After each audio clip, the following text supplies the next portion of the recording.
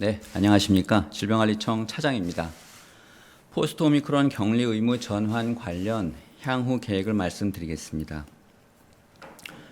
포스트 오미크론 대응 계획의 일환으로 일반 의료 체계로의 단계적 전환을 위해 코로나19의 감염병 등급을 지난 4월 25일 제2급으로 조정한 바 있습니다. 다만 당시 격리 의무는 4주간의 이행기 동안 유지하되 이후 유행 상황, 의료체계 준비 상황을 종합적으로 평가하여 격리 의무 전환 여부를 결정하기로 하였습니다. 격리 의무 전환 여부를 검토하는 과정에서 현재 유행 상황을 우선 고려하였습니다.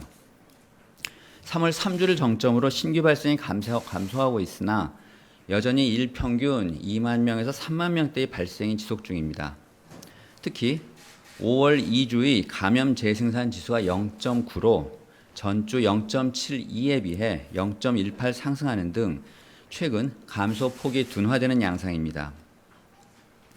전염력이 높은 신규 변이인 BA 2.12.1이 미국에서, BA4, BA5가 남아공에서 각각 확산되고 있는 상황으로 우리나라에서도 BA 2.12.1 19건, BA4 1건, BA5 2건이 발견되었습니다.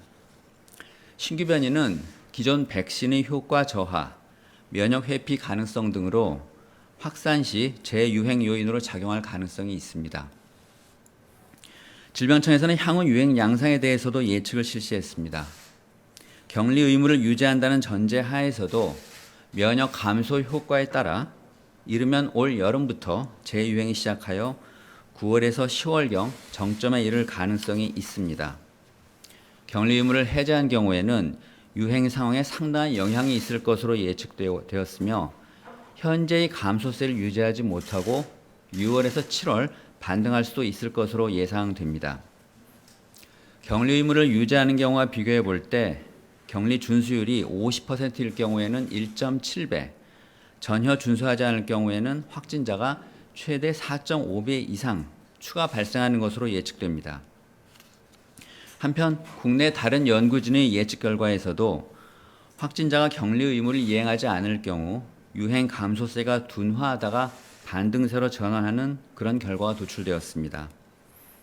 이러한 결과를 고려할 때 격리 의무 해제는 재유행 시기를 앞당기거나 그 정점을 높이는 영향이 있을 것으로 판단됩니다.